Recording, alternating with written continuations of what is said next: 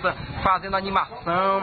Se inicia essa aí, nós tivemos a presença do secretário do governo do estado aqui, Nelson, que veio intermediar o conflito, que de fato ia haver um conflito, as famílias e resistir à situação da polícia, né? Diante disso, esse intermédio com o secretário e com a polícia aí, a gente foi lá então no processo de negociação, que a gente pegamos descemular aí para poder negociar com o juiz aí nesse processo de discussões, né? A gente retornou aqui colocando essa situação do governador e agora aí, nessa altura aí de umas 9h30, a gente recebe uma ligação aí do coronel aí da tropa dizendo que o juiz tinha expedido para ele uma suspensão do processo de rendição de posse.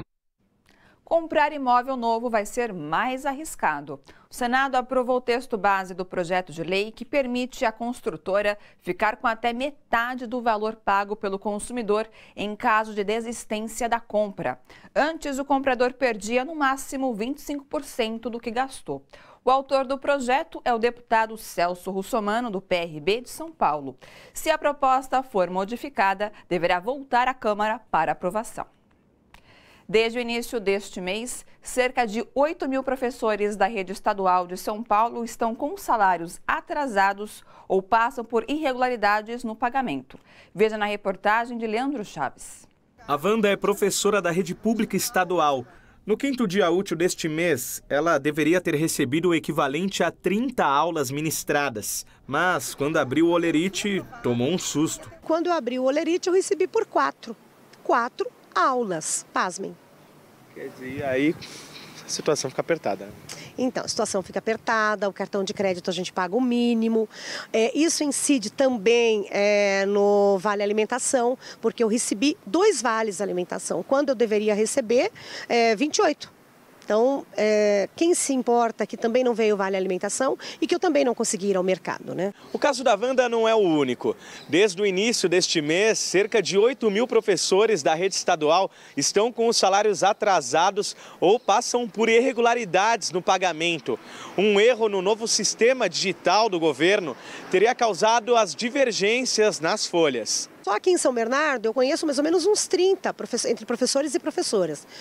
Também não sei a situação dessas pessoas porque me parece que só alguns não receberam o total. A maioria foi desconto assim, descontos de 80% a 90%, como é o meu caso. Na última semana, a presidente da POSP, Maria Isabel Noronha, a Bebel, se reuniu com o chefe de gabinete da Secretaria da Educação e exigiu que os salários sejam corrigidos em folha suplementar ainda em novembro. Se cai em dezembro, pagamento cheio, o professor vai pagar mais imposto de renda, tá?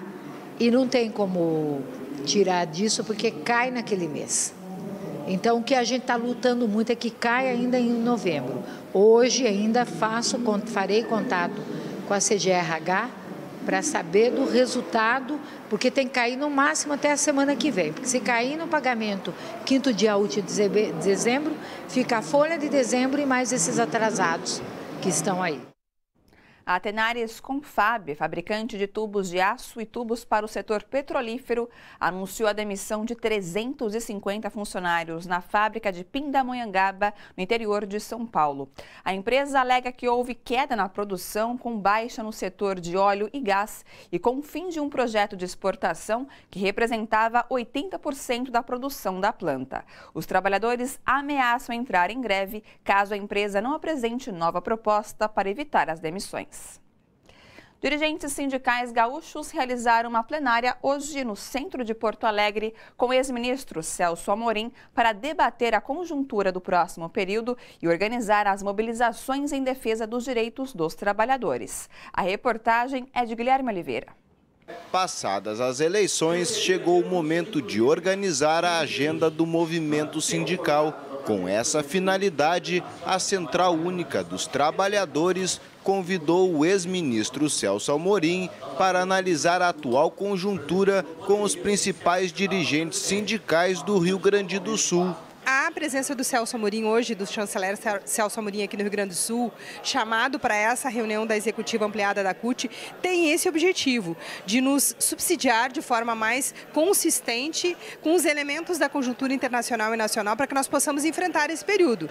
É importante que a gente possa conhecer, se informar com quem pensou um Brasil soberano e um Brasil altivo a nível internacional, porque o movimento sindical se posicione e construa a resistência necessária nesse sentido.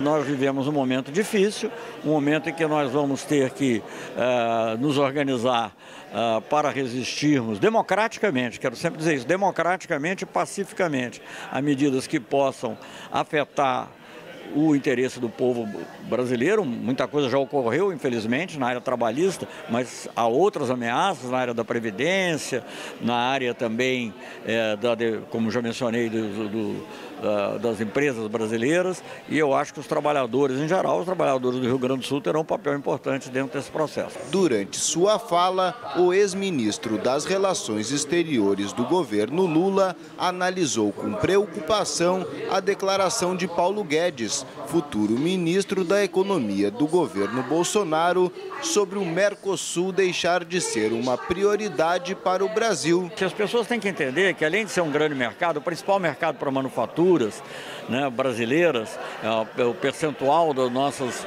exportações que é de manufatura, 85%, 90%, dependendo um pouco do critério. Mas, além disso, o Mercosul é um projeto de paz na região, de paz e de democracia na região. Após analisar a conjuntura, os participantes organizaram a agenda de mobilizações do final de 2018.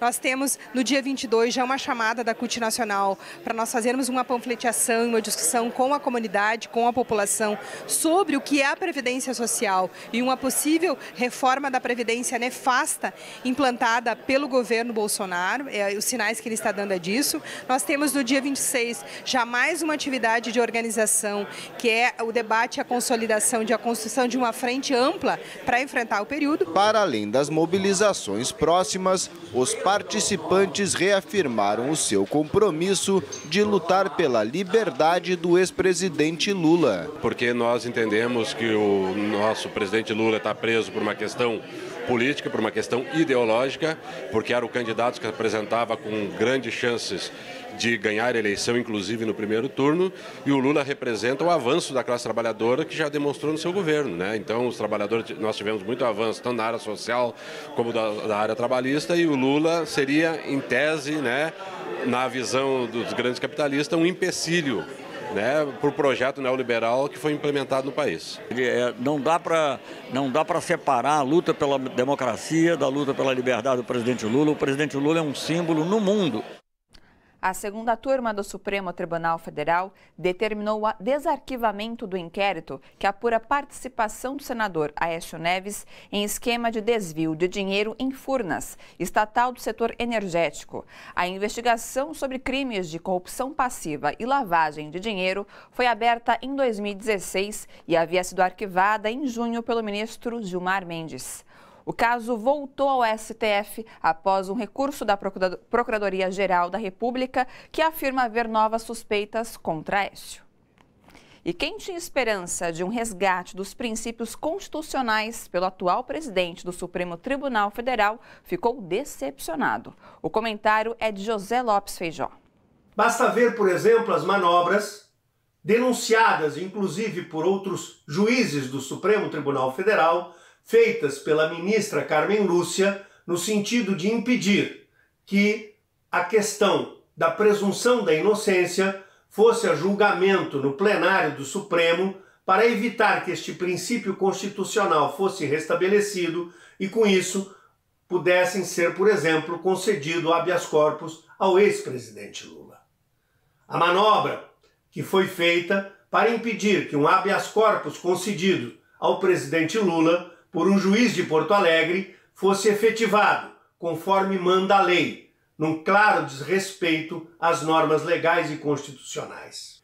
Para quem tinha esperança que agora, na presidência do novo ministro do Supremo, Dias Toffoli, teríamos um resgate dos valores constitucionais, uma enorme decepção se anuncia. Primeiro, pelas suas declarações, em que o golpe de 64, a ditadura de 21 anos que nós vivemos, foi classificada por ele como um movimento.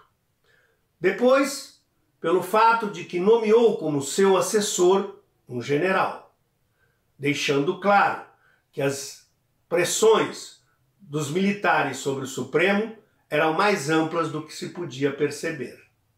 E agora, em declarações mais recentes, dizendo que o impeachment da presidenta Dilma e a prisão do ex-presidente Lula foram feitas de acordo com as normas constitucionais. Quando todos, com o mínimo de informação, sabem que tanto o impeachment da presidenta foi um golpe de Estado, porque consumado com uma acusação sem nenhum crime, quanto a prisão do ex-presidente Lula, baseado numa sentença, sem provas, e que fica claro o objetivo de impedi-lo de concorrer nas eleições que ocorreram este ano para a presidência da República, inclusive impedindo que ele pudesse usar a sua palavra e dar entrevistas, mostra que o novo presidente do Supremo vai seguir na mesma trilha. E curioso, na mesma entrevista, nas mesmas falas, ele defende a reforma da Previdência.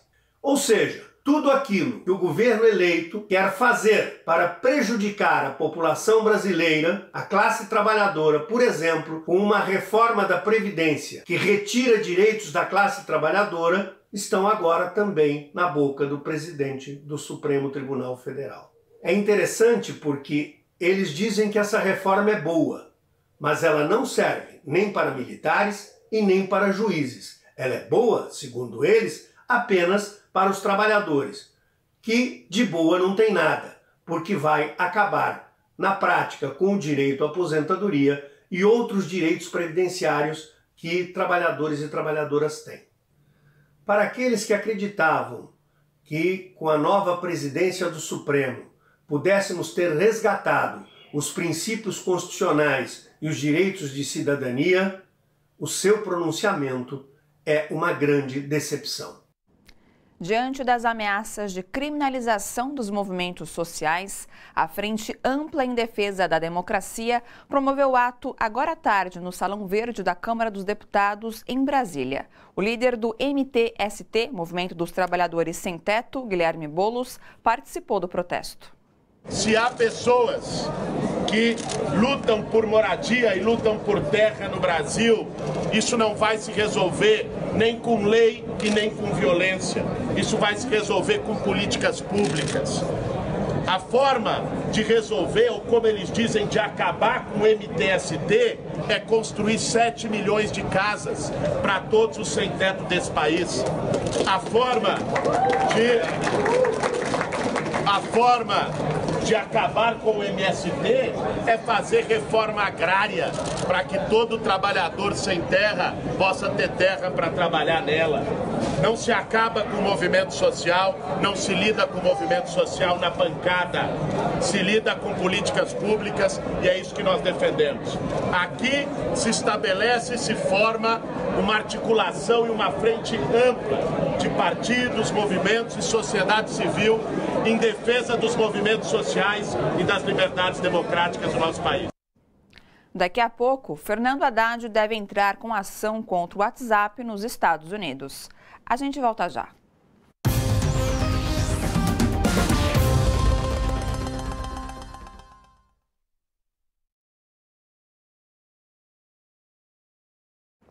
Olá pessoal, como que vocês estão? Eu espero que tudo ótimo e vamos aos comentários. Eu começo lendo do Carlos Alberto dos Santos. Salário de professor sempre atrasa, de político nunca. O Vanderlei Moraes, eles não irão sossegar enquanto não expulsarem o povo brasileiro do próprio país. Não saiam daí que daqui a pouco eu volto com mais comentários.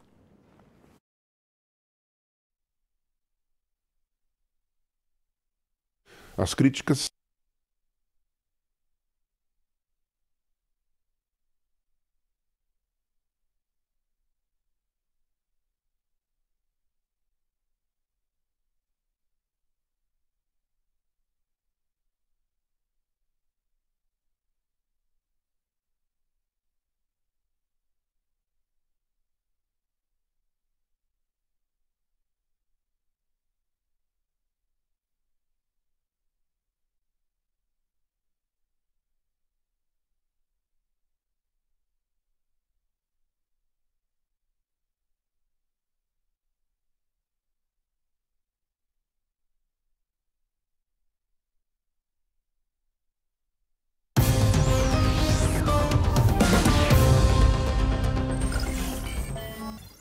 Quase 800 mil famílias paulistas estão com o nome sujo porque não conseguiram pagar dívidas na data do vencimento em outubro. O levantamento é da FEComércio, Federação do Comércio de Bens, Serviços e Turismo do Estado de São Paulo. De acordo com essa pesquisa, as pessoas se endividam mais no cartão de crédito, que tem os juros mais altos do mercado. As famílias com renda abaixo de 10 salários mínimos são as mais endividadas. Veja agora outros destaques desta quarta-feira. ONG Save the Children estima que pelo menos 85 mil crianças morreram de fome e doenças na guerra do Iêmen entre 2015 e outubro deste ano. Segundo a ONU, a guerra já deixou quase 10 mil mortos e 14 milhões de pessoas no limite da fome. O combate no Iêmen confronta as forças pró-governo e uma coalizão liderada pela Arábia Saudita contra os rebeldes Houthis. Justiça japonesa prorroga a prisão do presidente do Conselho da montadora japonesa Nissan, Carlos Ghosn, por 10 dias. Ele foi preso no início da semana sob suspeita de falsificar relatórios de renda em milhões de dólares e usar recursos da empresa para ganho pessoal. A Nissan já anunciou que demitirá Ghosn do cargo. Sobe para 81 o número de mortos no devastador incêndio que atinge a Califórnia, nos Estados Unidos, há quase 2 semanas. 870 pessoas estão desaparecidas. As chamas já destruíram mais de 12 mil casas. Baleia encontrada morta em Parque Nacional da Indonésia com cerca de 1.000 fragmentos de plástico no estômago, o equivalente a 6 quilos de resíduos. Como a baleia estava em estado de decomposição, não foi possível atestar a causa da morte do animal.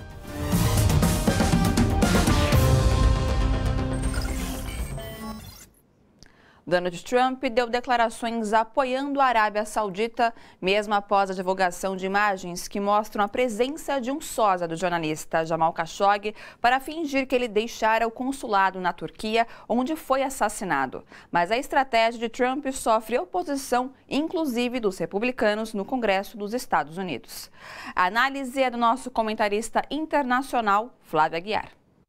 As críticas são bipartidárias, vêm tanto de senadores democratas quanto de senadores republicanos, alguns deles dizendo que o pronunciamento de Trump mostra que não é America First, é Saudi Arabia First, a Arábia Saudita em primeiro lugar, e que isso seria, portanto, uma grave violação do princípio da soberania dos interesses norte-americanos, entre eles, segundo outros críticos, o da justiça. O Washington Post, o jornal norte-americano para o qual Khashoggi trabalhava e escrevia, publicou uma informação segundo a qual a própria CIA norte-americana chegou à conclusão que o príncipe Mohammed bin Salman era o responsável pelo assassinato do jornalista. Outros países, o caso aqui do Reino Unido, da Alemanha, da França, tomaram medidas mais drásticas, suspendendo o envio de armas para a Arábia Saudita. Havia também pressão para que os Estados Unidos deixassem de fornecer verbas para compra de combustíveis por parte da Força Aérea Saudita, que vem sendo utilizada para bombardear o Iêmen, num caso que está sendo denunciado já quase como de genocídio, sobretudo de crianças e idosos no Iêmen, por falta de medicamentos, por falta até mesmo de alimentos, não é? E outras carências básicas que vem tornando a população daquele país vítima da ofensiva saudita e dos Emirados Árabes Unidos. Há uma pressão dentro da própria Arábia Saudita para que haja uma troca na sucessão.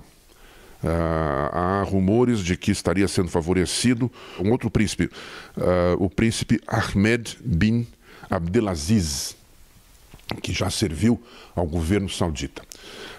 Outras informações contundentes também mostram, por exemplo, que algumas horas antes da entrada do jornalista Khashoggi no consulado em Istambul, entrou lá um sósia dele, alguém muito parecido com ele, que depois saiu, depois do assassinato do jornalista, saiu vestindo as roupas dele, com exceção dos sapatos, para fazer de conta que o jornalista tinha saído ainda com vida, né, do consulado e que teria, portanto, desaparecido depois, em outro momento. Esse sósia, identificado como Mustafa Al-Madani, teria se dirigido a uma mesquita. Ele foi filmado entrando na mesquita com as roupas semelhantes às do jornalista e depois saindo da mesquita já com as roupas dele mesmo, com as quais ele tinha entrado inicialmente no consulado em Istambul. Tudo isso mostra que Trump vem seguindo, na sua política externa, inclusive, um ditado que parodia um velho ditado brasileiro. Aos aliados, tudo. Aos inimigos e adversários, todas as guerras possíveis, sejam elas convencionais, sejam elas híbridas, sejam fake news, o que for. Tudo em nome desse princípio que vem sendo discutido no Congresso norte-americano, America First. Flávia Guiar para a TVT, direto de Berlim. Você acompanha agora como fica o tempo nesta quinta em São Paulo e outras cidades. Variação de nuvens pela manhã com curtos períodos de sol nesta quinta-feira em São Paulo. Máxima de 23 graus e mínima de 17. Chove de forma isolada à tarde. Umidade relativa do ar em média de 70%. Índice ultravioleta extremo. Mesma situação em São Bernardo do Campo. Céu encoberto com curtas aberturas de sol. Previsão de chuvas isoladas. Máxima de 23 e mínima de 17 graus. Já em Mogi das Cruzes, tempo parcialmente fechado durante todo o dia, com períodos de nebulosidade a partir da tarde. Chove em algumas áreas a qualquer momento. Máxima de 26 graus e mínima de 17. Em Brasília, sol entre muitas nuvens com pancadas de chuva isoladas que poderão ser fortes. Máxima de 26 e mínima de 17 graus. Na Semana da Consciência Negra, um debate no Rio de Janeiro mostra como a história afro-brasileira é retratada e pouco preservada. A reportagem é de Viviane Nascimento. Memória, patrimônio e representatividade. A valorização da história afro-brasileira na nossa Constituição como nação ainda está longe do ideal. Tem ainda muito forte uma representação muito colonizada, né? Ou folclorizada, ou estereotipada. E eu tenho observado que há muitos trabalhos que estão caminhando na direção da emancipação dessa visão sobre os negros, sobre a história da diáspora africana no Brasil. Um debate que precisa envolver também a formação profissional de quem trabalha com resgate e preservação. O curso ainda tem uma perspectiva bastante eurocêntrica, o campo dos museus também. Então, são debates que ainda estão em curso para falar mais de museus de favela, de identidade, dessa memória que se perdeu bastante, né, ao longo do tempo, que sofreu um apagamento. Ainda faltam disciplinas obrigatórias que falem um pouco mais de uma perspectiva nacional e dessa história africana, indígena, enfim, dessa não representatividade que a gente tem, né, na cultura, mas também nos museus. Museus que fogem do modelo tradicional estão contribuindo para um novo olhar sobre lugares e pessoas, como o Museu de Favela, nas comunidades de Cantagalo, Pavão, Pavãozinho, e o Museu Sankofa, na Rocinha, nos quais o próprio território e seus moradores compõem o acervo. E em vez de contar só a história antiga, a gente conta assim, o ontem, né? O hoje. A gente está sempre focada no hoje. E a gente tem assim, a gente sempre repete dizendo que é um museu vivo. Você está entrando dentro de um museu vivo, que é a favela inteira. O meu foco, o nosso foco, não é mostrar a paisagem que a gente consegue ver daqui. A gente quer contar a história. A visitação é uma vivência. Os museus tradicionais é fruto de um processo do colonialismo. E o trabalhador e a trabalhadora não estão nesses espaços contados. Então, trazer essa memória não é como uma forma de discussão, de identidade e resistência também, é fundamental justamente para que as próximas gerações elas se reconheçam nesses espaços que ela se encontra. Apesar dos avanços no resgate dessas memórias, ainda há muito o que fazer. Nós temos tido, alguns entraves, principalmente políticos, ideológicos, que tentam frear esse movimento, Mas a gente está aí, a gente está levando à frente porque é uma reparação mais do que necessária, depois de 130 anos da abolição da escravatura. A defesa da identidade de um povo se faz principalmente pela cultura.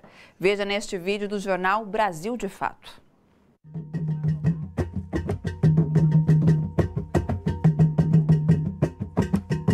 Eu tenho duas meninas, uma de 19 e uma de 6 anos. Eu fico pensando o tempo todo em me proteger para protegê-las. E será que me proteger vai me levar a não usar minhas vestes? Para que eu não seja agredida? Tempos sombrios virão. A gente sabe que diante dos discursos, a gente vai ter muito enfrentamento. Mas candomblé, como eu disse para você lá no começo, candomblé sempre foi uma religião de resistência.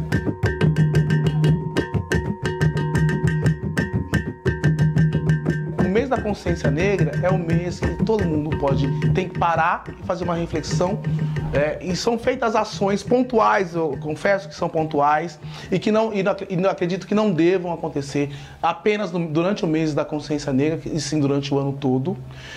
Mas esse mês a gente ganha uma força, uma visibilidade maior, e a gente tem que aproveitar para falar. Estar nos espaços e dizer, nós existimos, nós queremos respeito e nós não vamos recuar. Com certeza é um racismo religioso, que vem ao longo dos anos, desde que a gente chega através do rapto dos negros africanos, e a partir do momento que o negro começa a fazer o exercício da sua religiosidade, aquilo é demonizado, E essa demonização ela cresce ao longo da história, simplesmente por ser uma religião preta, simplesmente por representar a ancestralidade do povo preto.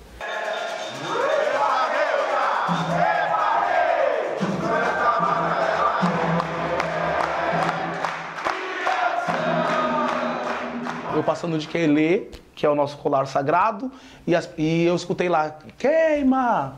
Mas eu precisei, a gente enfrenta, a gente tem esse tipo de comportamento, a gente tem pessoas que quando nós passamos com as nossas vestes sagradas, eu vou no mercado, eu vou de fio de conta, eu vou de jaqueta na cabeça, eu não estou nem aí. As pessoas precisam saber que eu existo. E você enfrenta olhares, você enfrenta nariz torcido, você enfrenta. A nossa resistência é dizer, nós estamos aqui. E nós estamos aqui e exigimos que você respeite o meu axé da mesma maneira que eu respeito o seu amém. Médiuns muitas vezes chegam aqui na tenda e dizem para mim, que chegam a dizer, pai, eu fui dispensado do meu emprego porque eu falei que eu sou um bandista. Pai, tive que tirar meus filhos de tal escola porque esta escola não aceita uma doutrina diferente daquela prega lá.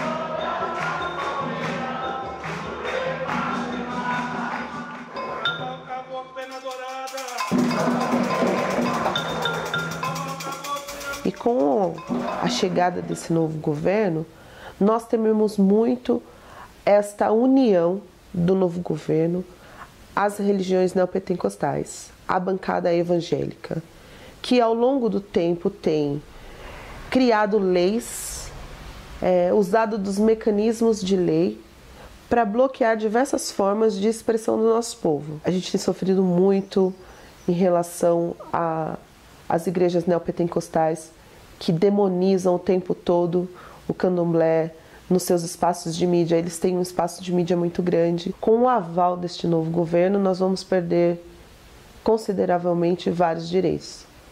E isso está amedrontando o nosso povo. A justiça não nos defende.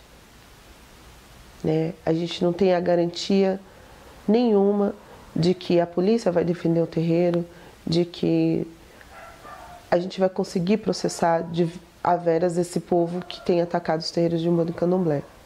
E isso vai se agravar. É um temor muito grande de que nós tenhamos nossos cultos invadidos novamente, de que nós tenhamos nossos atabaques, nossos instrumentos religiosos sagrados apreendidos, e já tivemos agora, há um pouco mais de um mês, nós já tivemos em Minas Gerais um caso de um sacerdote que, por conta da denúncia de um vizinho, o sacerdote teve seu culto interrompido e os policiais entraram e levaram os instrumentos sagrados do sacerdote da casa.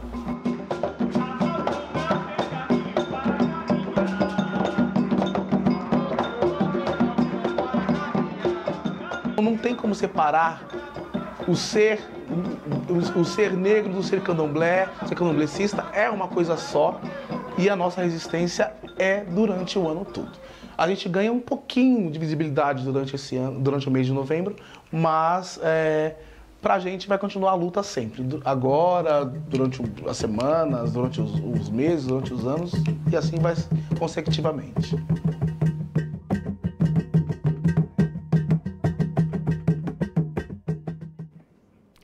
Depois do intervalo, Haddad deve processar o WhatsApp nos Estados Unidos. Você vai ver já já.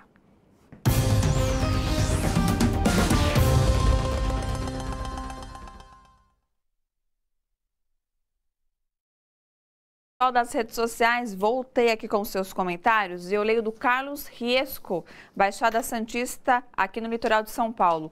Não tem outro jeito. O momento requer serenidade, estratégias de lutas e ocupar ruas e praças em defesa da democracia e dos direitos da classe trabalhadora. Eduardo Selga participou escrevendo: as táticas de resistência precisam ser repensadas de modo a serem mais eficientes. Não podemos deixar sem respostas às barbaridades do governo Bolsonaro. Daqui a pouco eu volto com mais comentários. Não saiam daí.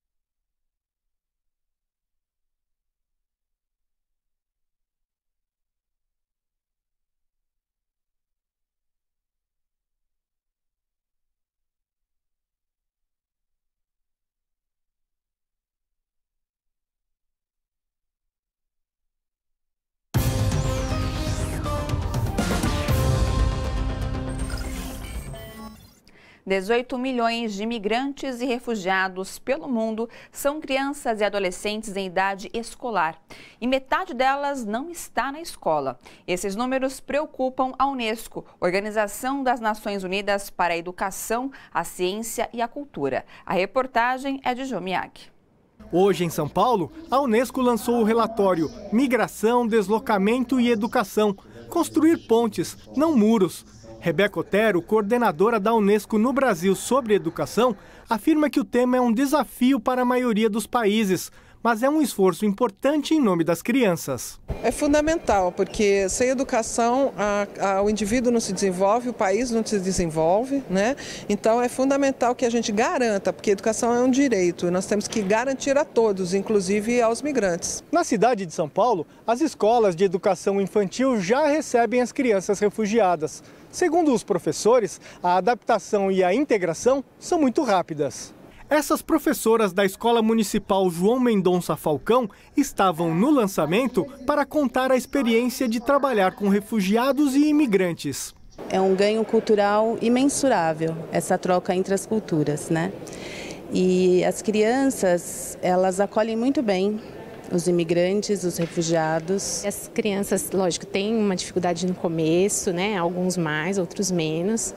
mas é muito rápido a adaptação, é muito rápido que eles começam a se comunicar com a gente e participar das atividades. Silvia Sander, do Acnur, Alto Comissariado das Nações Unidas para os Refugiados, afirma que existem 25 milhões e 400 mil refugiados no mundo. Mais de metade são crianças e adolescentes. Para ela, a educação é essencial para a integração social. O acesso à educação é fundamental não apenas na experiência de, vamos dizer, reparação ou de integração dessas crianças no país de acolhida, né, no nosso caso o Brasil, mas também é uma forma, de alguma maneira, de contribuir com o desenvolvimento de sociedades mais sustentáveis e mais produtivas, também nos próprios países de origem dessas crianças, quando em um cenário de ambiente de paz elas eventualmente possam retornar. A Escola Rural Aldeia das Crianças, no Tocantins, foi considerada o prédio mais bonito e inteligente do mundo. É um complexo sustentável que usa material da região e dá destaque ao armazenamento e reaproveitamento da água, inclusive a da chuva. A escola de madeira fica numa fazenda a 300 quilômetros da capital, Palmas. O projeto de Marcelo Rosenbaum e do Aleph Zero ganhou o prêmio RIBA 2018, que acontece de 2 em 2 anos no Reino Unido. A escola brasileira concorria com 20 construções de 16 países. A escola de madeira tem 800 alunos e alguns moram lá mesmo. A eleição de Jair Bolsonaro foi a grande fraude que se cometeu contra a democracia e as eleições na América Latina. A opinião é do ex-presidente da Colômbia e ex-secretário-geral da União das Nações Sul-Americanas, Ernesto Samper.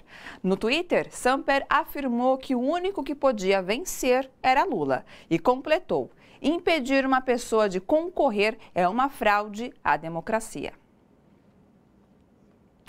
Está em andamento a formação de uma frente progressista internacional para enfrentar os ataques aos direitos promovidos pelos governos de extrema-direita em todo o mundo.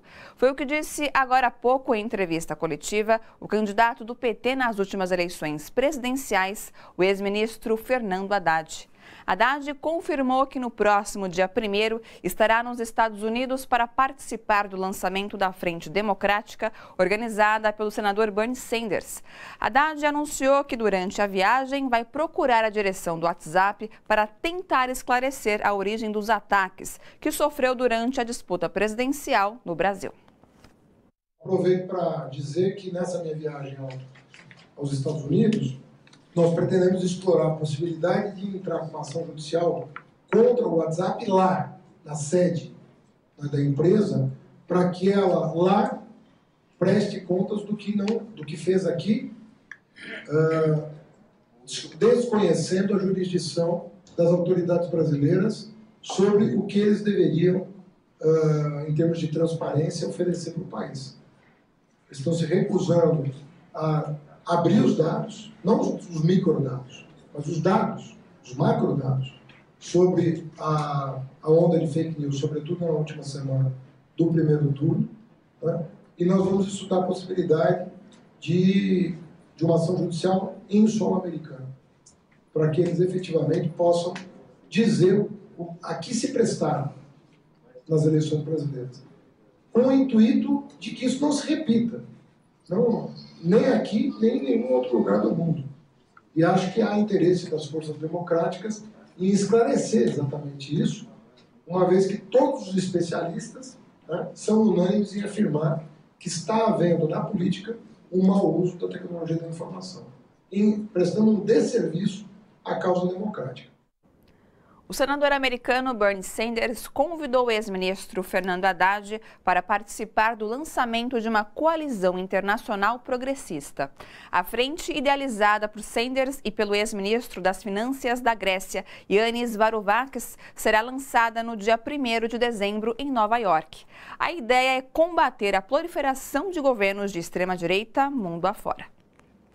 E para assistir às reportagens do seu jornal e também os outros conteúdos produzidos pela TVT, é só acessar o nosso portal. O seu jornal termina aqui. Boa noite a todos e a todas. Até amanhã e a luta continua.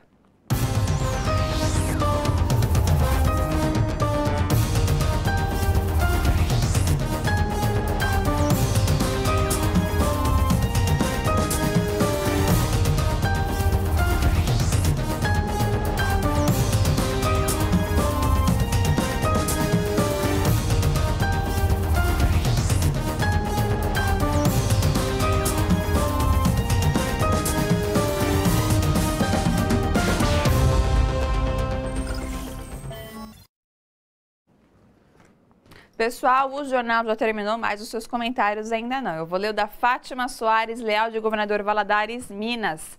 Ver que o Boulos e o Haddad juntos de novo, indo à luta, já nos dá ânimo e esperança. A Rose Sardeiro, viva a Frente Ampla Democrática Internacional dos Partidos Progressistas.